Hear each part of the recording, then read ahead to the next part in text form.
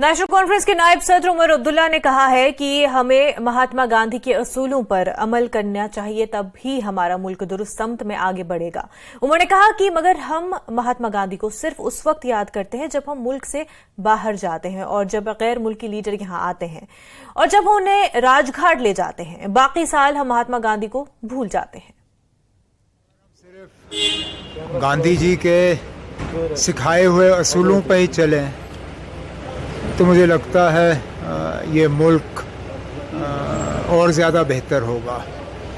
बदकिस्मती से कभी कभी ऐसा लगता है कि महात्मा गांधी का नाम हम जब मुल्क के बाहर जाते हैं तो तब याद आता है, या जब मुल्क से बाहर लीडर यहाँ आते हैं तो हम उनको गांधी जी के बारे में बताते हैं, उनको राजघाट ले जाते हैं। लेकिन उसके बाद साल के जो बाकी दिन हैं, न सिर्फ हम उस चीज़ को भूल जाते हैं बल्कि हमारी मुकम्मल कोशिश रहती है कि गांधी जी का दिखाया हुआ रास्ता जो है उसके बिल्कुल ऑपोजिट हम चलें। अफसोस की बात है, गांधी जी ने हमेशा सबके साथ बराबर के सलूक का सिखाया और सबके साथ इंसाफ, और वही सबको चाहिए।